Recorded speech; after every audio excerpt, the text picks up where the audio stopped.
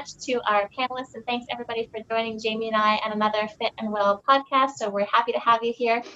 We're happy to have three members of our community joining us as employers in the community to talk about social and emotional skills and what that means in their roles and when they're hiring people. So especially for students who are looking for jobs, I think this is a really key podcast for you to catch some really important stuff that maybe you're not learning as much in the classroom, but will be super important when you're going to an interview and being interviewed for a position.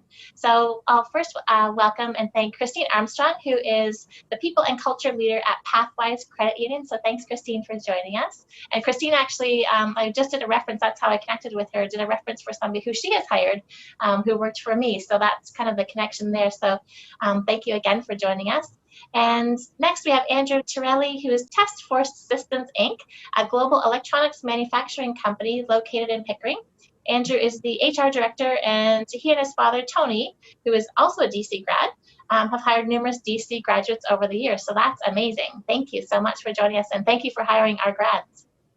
And Adam Carson is with Stacks Heating and Air Conditioning. So we'll learn more about you, Adam, as we go along. And thank you as well for joining us. So amazing. And Adam and I go way back to the childhood days. We grew up on the same street, as we were kind of joking about before we started recording here today. But yeah, we have three different people from three different sectors. So really looking forward to your thoughts and opinions and ideas on the subject today and the topic. And yeah, so let's start with each of you, and maybe want to share a little bit about yourself, your role, and the company and sector that you work for.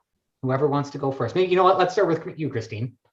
Sure. So I graduated from Durham College over 10 years ago now, and I've been working in HR ever since. So I have an interesting background working in both insurance and tech startups, and now working at a credit union. So a bit of a wild ride to get here, but I'm currently the leader of people and culture at Pathwise Credit Union, and we are Durham Region's largest locally owned credit union. And for those who don't know what a credit union is, we offer all the same services as you would expect at a bank, right? So credit cards, loans, banking, everything like that, including business banking. But the big difference is that all of our members and our employees are actually shareholders. So we are owned by our employees and our members, and that really allows us to focus on prioritizing people over profits and making an impact in our community. Awesome. Andrew, maybe we'll go with you next. Sure. So actually, Andrew, just a quick point. My dad went to Durham College, not me. He's class of 81, and actually met my mother there, who's class of 82. So they're both DC grads. I veered off the path and went to the University of Ottawa. So I did my Bachelor of Commerce and Master's of Science and Management degrees there. And I have a diploma in electronics from George Brown College. I've been in HR for 13 years now. Started off in management consulting at Deloitte & Touche, which is a large consulting firm. Then I spent 5 years at General Electric in their human resources leadership program. So got to work in a number of different GE businesses across the world, from Hong Kong to Brazil, Vietnam, US, Canada, all over. And then about 5 years ago, my dad's business partner asked me to join Test Force. They were looking to grow the business. So I joined, 5 years ago now, and we've expanded into the US and some parts of Europe. So that's kind of how I ended up there. Awesome. Adam, tell us a little bit about yourself and Stacks HVAC. So like Christine, I graduated about 10 years ago too from Durham College, class of 2010, I believe. So I did a co-op with Durham College for my second year for my GAS 2. I ended up getting hired by the company that I did the co-op with. I worked for them for about a year. I actually quit and decided to open up my own business at 22 years old.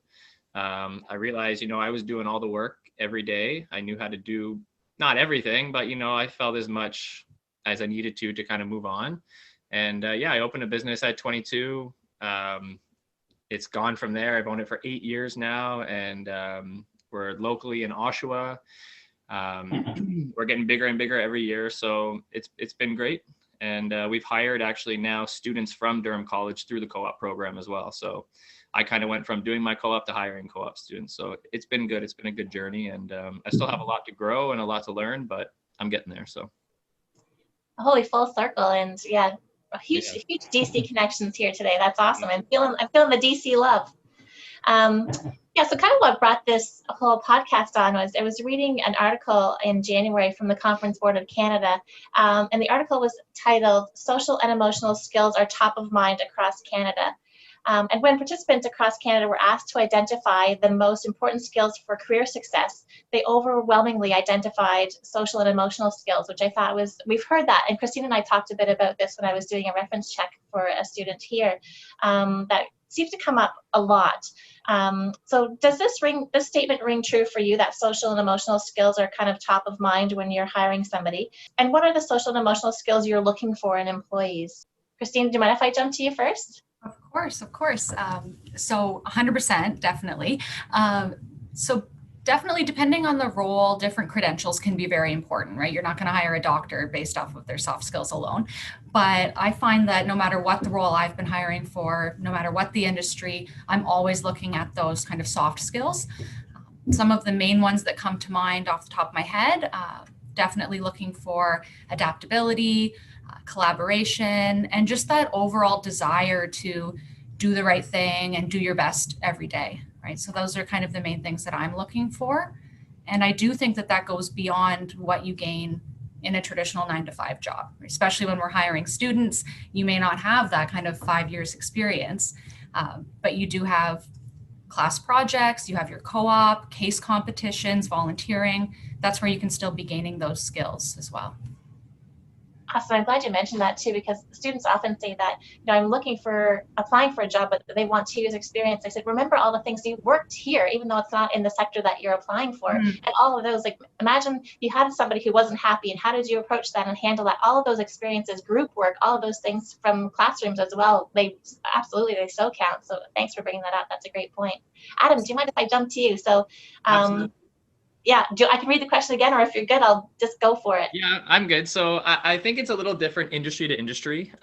My industry being the trades, we're kind of focusing more on technical skills, to be honest with you, rather than social and emotional. Not saying that social and emotional aren't important, because you're dealing with the public every day.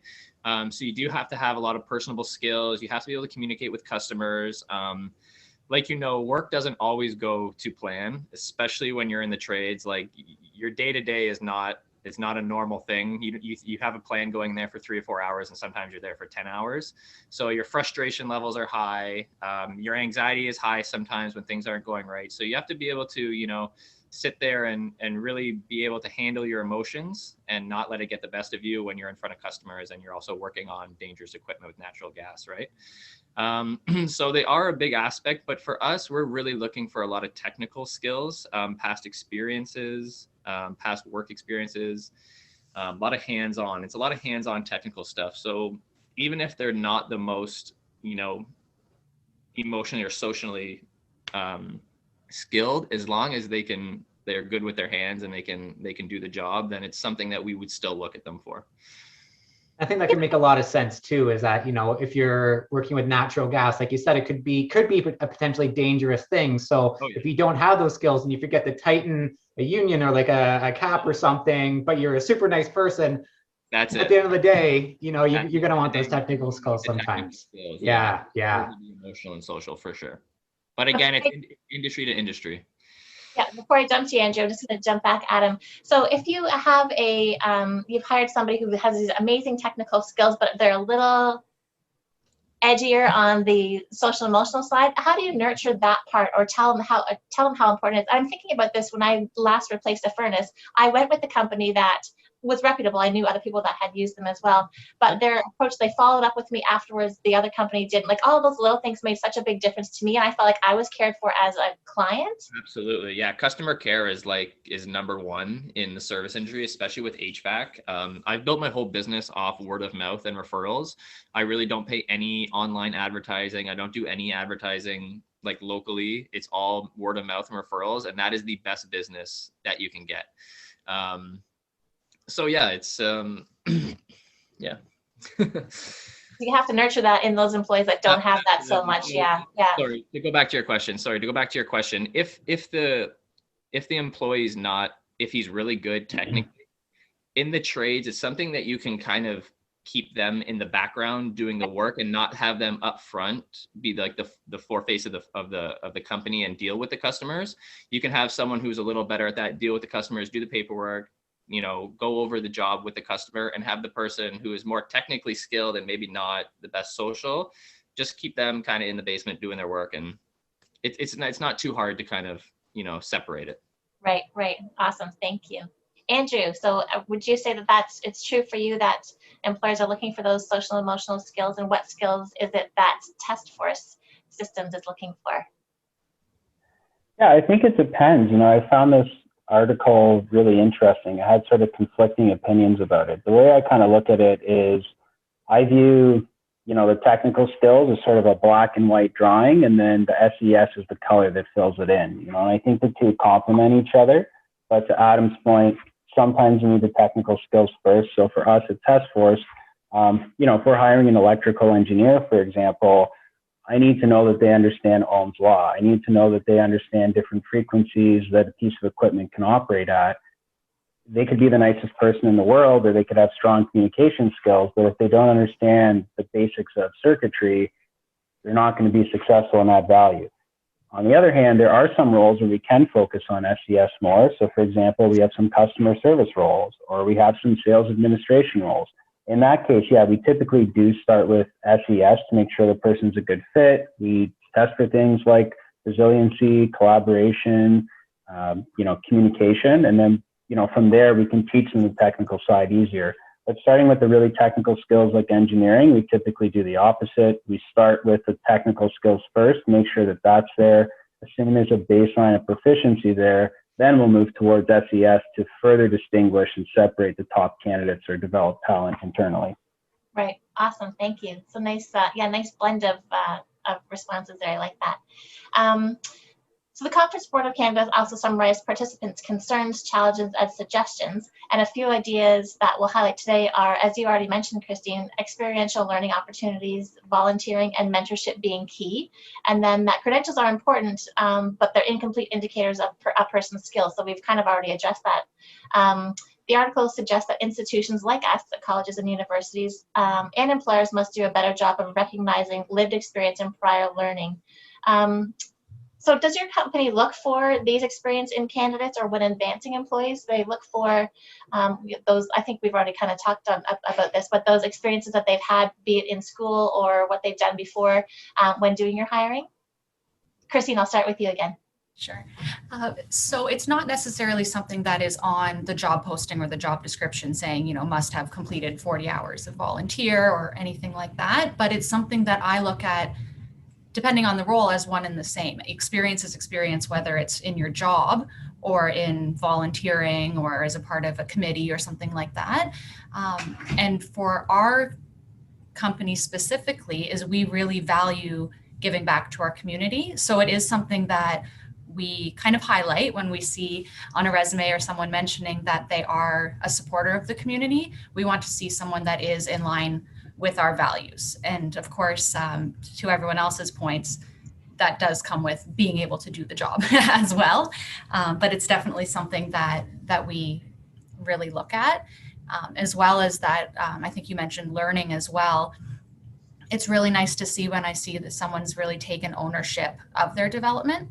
So that could be something as simple as, taking an advanced Excel course on the side, or showing that they've taken initiative to continuously develop themselves beyond schooling, if that's the stage of their career that they're at. That's something that's also very nice to see.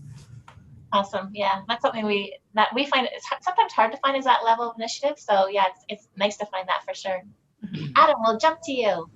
Yeah, so we're definitely looking for past experiences, mostly in the trades, something hands-on. Like any tradesman would tell you, you only learn so much going to school. It's like you learn kind of the book aspect of it, or like the general knowledge of it. But the real test and the real learning is when you're actually getting into the trade, doing your co-op, hands-on, getting into the basement, ripping out the furnace, making mistakes. That's really the best source of learning. So anything hands-on, previous experiences, even volunteering for something, like Habitat for Humanity or like where they built the houses or anything like that, right? Something hands-on definitely gives them an advantage for to get hired. Perfect. Thank you. And Andrew, I won't make you last next time. That's okay. We look for when we hire students, absolutely, or new hires. I would say it's a strong asset. So again, depending on the role that we're hiring for, if you take another engineering role, for example, certainly if someone has done an internship or co-op placement in that type of field, then that's a huge advantage for them coming into the company. For non-technical roles, we do look at things like extracurriculars or involvement in the school or volunteer work. But yeah, so all those things are important, just sort of depending on the role. In terms of, using it to develop people, I think once that baseline proficiency is there, we do look for people that exemplify SES or give them opportunities to develop it to sort of further promote them from there. So that's kind of how we approach things. Yeah, Andrew, I think we'll keep going with you here. As you mentioned, sometimes you see that there's a balance of SES and technical skills. So if you're looking for a new hire, for instance, and the candidate pool is getting smaller and smaller, you're starting to identify who might be the best or the better candidates. During an interview or through that selection process, is there a certain set of tools or is there a formula, are there measurements for SES that you use during your interview process, or even you mentioned like afterwards? It seems like there's opportunities for employees to cultivate those things. So how do you measure, how do you quantify SES in an interview while they're employed? Sure, that's a great question. There's a number of ways to do it. We developed a interview guide or an interview booklet at the company. So essentially we take a number of softer skills like resiliency, teamwork, collaboration, leadership skills, and we attempt to define them. And then we ask certain questions that probe at that or try to get people to exemplify that, talk about exemplifying that behavior in the past. So some people on this call or watching this podcast may be familiar with behavioral interviewing, basically where you ask candidates a question to, ask them to recall where they've demonstrated a behavior in the past, and you ask for specific details. I find the more specific you get, the more you're able to sort of catch someone in a lie or see that if they actually have done that before. So for example, for resiliency, I may ask a question, tell me about a time where you, really believed in something at work or on a project and really insisted on pushing it forward, even if it was an unpopular decision.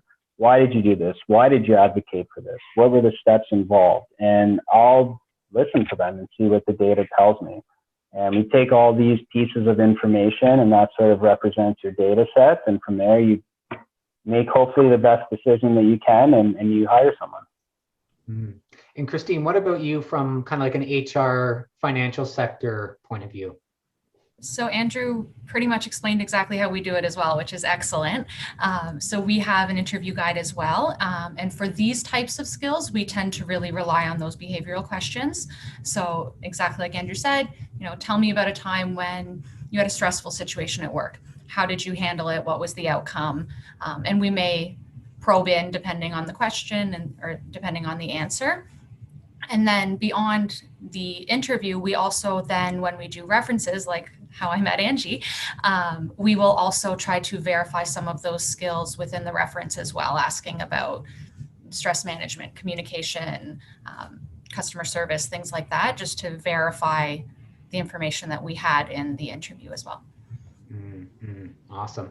And Adam, so across the conversation, there's a balance that's needed, but you definitely highlighted that technical skills are probably the more important ones. So is there anything different that when you are looking at to hire, a gas fitter or a new candidate for your company, how do you measure those technical skills, during when you're interviewing someone? Is it just credentials? Is it just work experience? So it's a lot of work experience. I have been lucky that I do every year get contacted by Durham College and also Highmark College. So I have a co-op student from Durham College every Thursday, and I have a co-op student from Highmark every other week full time. So my interview is a lot based on how they're doing during their co-op, right? So I've actually hired 2 co-op students now from Durham College based on them coming and showing up on time every Thursday, working hard, doing their job, and actually wanting to be there and learning. What I found with a lot of younger kids these days is they're showing up, they're not really willing to learn, they don't really have their head there for some reason. I tell them to come at 7:30 in the morning, they're showing up at like 7:50, 8 o'clock. So there's a fine balance finding good technical skills and someone who's actually willing to want to be there, learn, and make a career out of it. And I think you see pretty quickly which ones do and which ones don't. So yeah, and I think that kind of can really speak to the benefits of those like kind of co-op apprenticeship, well, more co-op kinds of opportunities where the apprentice or co-op student, they have that opportunity to gain skills, gain knowledge, get that experience. But then for the employer, again, you get that sense of, is this the right employee for me? Are they showing up with a positive attitude, on time, with their gear? And all those kinds of good things. Yep, it's huge. It's a big help, definitely. And I know many companies that hire their co-op students after the 6 months they go from Durham College. So yeah, and cool that you hire from Highmark. I actually got my G2 or my Gas 2 from Highmark way past life, seems like. But cool that they're even still around. I didn't know that. Absolutely. Yep. Okay, cool. So in that Board of Canada document, it said that about 71% of employers and HR professionals are valuing emotional intelligence more than IQ. So not just the technical piece, but that intelligence part. And then 75% said they're more likely to promote a candidate with high EI or emotional intelligence over high IQ. So this, really seems to kind of show like the complementary side where, if it's not just the technical skills, it's not just those SES, but that emotional intelligence, that maturity, that professionalism, perhaps. So I guess there's this idea that great chemistry can lead to great teams, and then great teams can do great work together. So if maybe we'll start with you, Adam. Talk about how important teamwork is in your industry and in your company, and why. Teamwork is everything in the trades, especially in HVAC. It takes 2 to 3 guys to do each job that we're doing.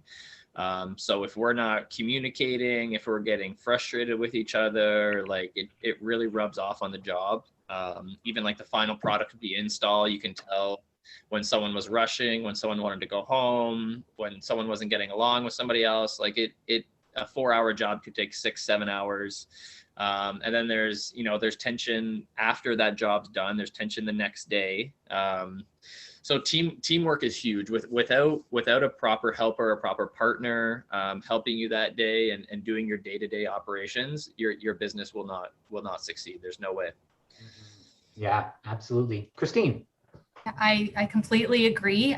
From a totally different industry, but very similar perspective. So teamwork's very, very important here at Pathwise. And I think we've learned that even more in the last year. We have people that are working from home. We have frontline essential workers being the banking systems.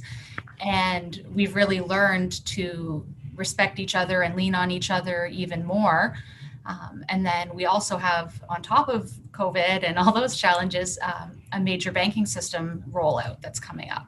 So that would be a challenge on a regular year, not even during a pandemic. So it's something that we've learned to value even more this year. And when we are bringing on new hires, or even someone's moving from one team to another, it's really important to have someone, like you said, with that emotional intelligence to know, okay, when do I ask a question? When do I dig in, or when do I recognize, oh, this might not be the right time to ask this person to help me because they seem really busy, or the same opposite sides of things is, you know what, I have all my urgent work done today. Who can I help, or what can I do?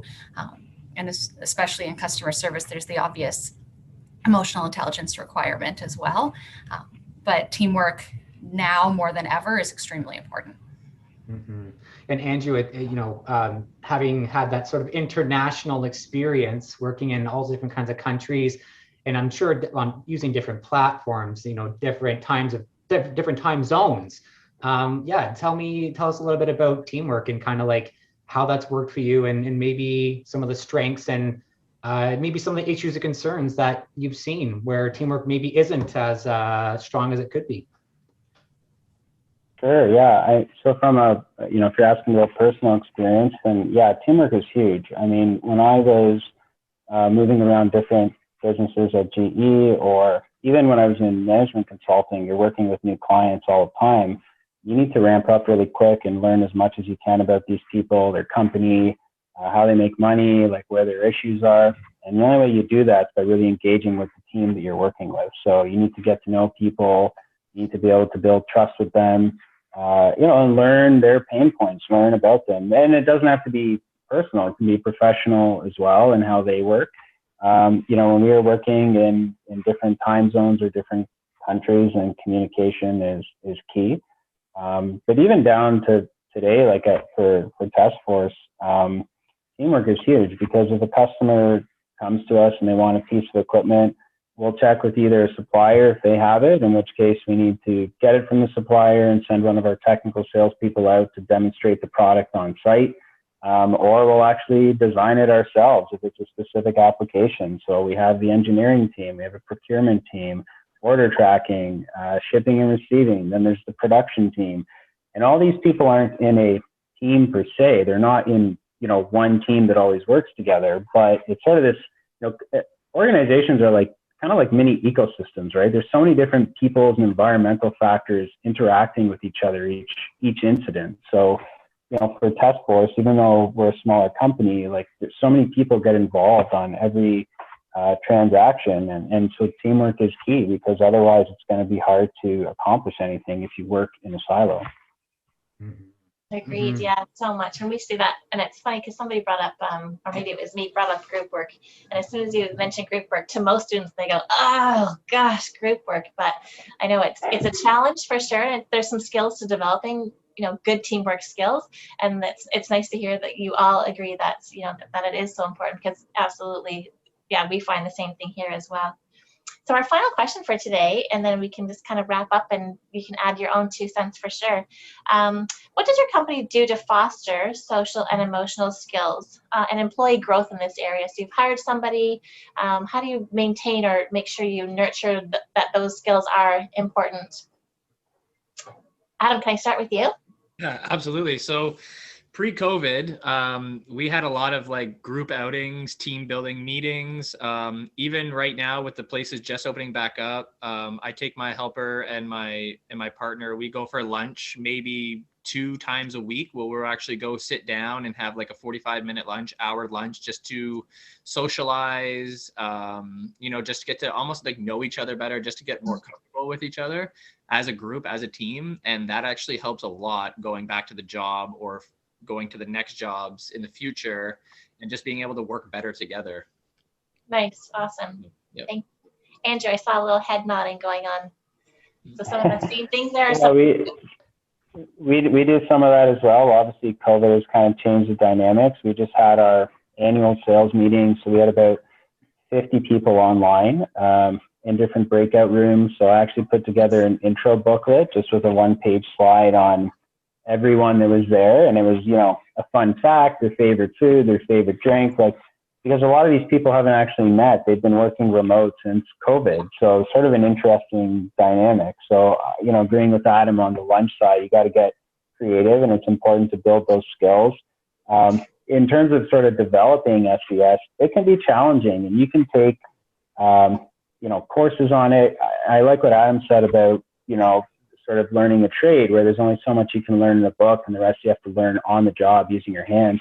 I think the same is true for SES. You can read about leadership skills, but unless you're in a challenging situation and you need to sort of step up and take control and sort of gain buy-in from everybody else, it's hard to exemplify leadership or resiliency or adaptability. So I think even for people, watching this as you take it away, is that you can read about and learn about SES, but the way you're ultimately going to sort of foster it or develop it is to actually, put yourself in situations where you need to use it. So for us, we try and give people challenging work assignments or special projects. If they've done a great job, we try and look at this as career development, not only from a technical side, but also on the SES side. So people can use their leadership skills, adaptability or resiliency, pushing themselves outside of their comfort zone to do a special project or special assignment. So there's a number of ways that you can sort of foster it internally, both on a social side and also on a project side. That's awesome. It's so great to hear too. And so just before we jump to Christine, do you identify to employees that this is why they're given this task? Seems like this is totally out of my area. Andrew, why are you giving me this job? Do you identify that that's why you do it? Sometimes, yes. It sort of depends on the situation. So we, for example, we recently hired a really major supplier for North America that's going to be really important to our business. So we put together a special task force team to help, not only secure this supplier, but sort of integrate them into the company. We have to hire a number of people that are familiar with these products and this technology and integrate them into the rest of the company.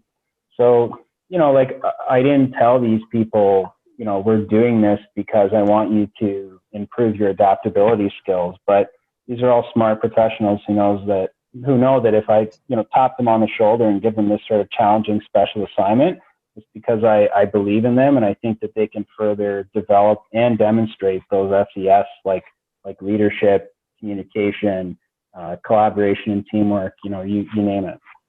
Awesome, thank you. And Christine, jumping to you, how does Pathwise foster or nurture SES in their employees? Yes, so there's kind of two sides of things, which the others have touched on, where you can provide more traditional training.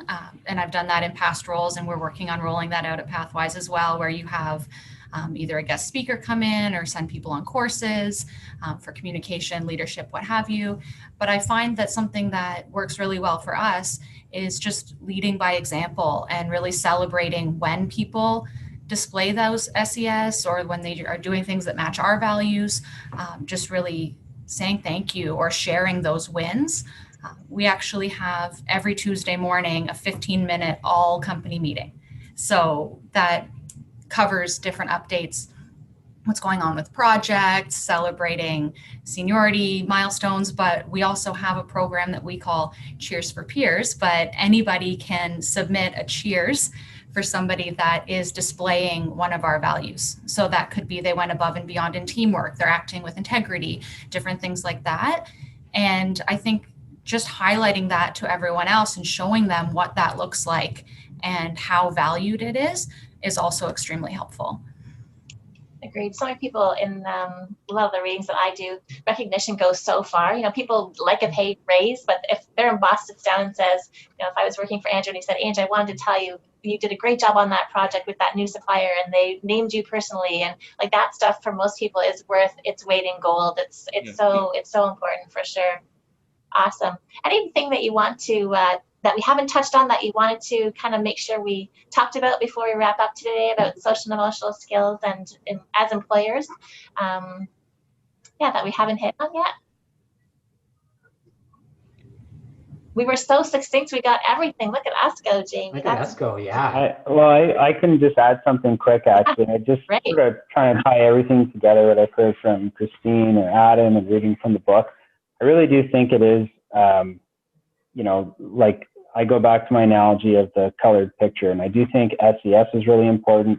I think technical skills are really important, but I think it's people who have the ability to sort of mesh those two together and utilize both of them are typically the ones that find the most success. And I think if you're a student coming out of school looking for your first job, then you need to sort of try and show an employer this, show them you have that technical side with maybe training or courses you've taken, and then show them that you're ambitious and you want an opportunity to prove yourself, and that I find goes a long way. Yep. Absolutely. Mm-hmm. And I find it can be a challenge. I'm even looking back many years when I was first looking for a role. It's very easy to put on your resume your education and your job titles, but finding a way to communicate those soft skills is often the challenge. But I love to see on a resume personally when somebody says some of the achievements that they've had. So they volunteered to lead a project, or they made recommendations for certain improvements, or they were recognized as top customer service person at McDonald's. All those things are really great to see because it's easy to explain it in an interview, but getting to that interview can be the challenge. So for anyone listening, don't be afraid to put some of those achievements on your resume as well, beyond just your job description. Nice. And I'm going to jump back to something that you said earlier, Christine, and kind of melds with what you just said now and what Andrew just mentioned.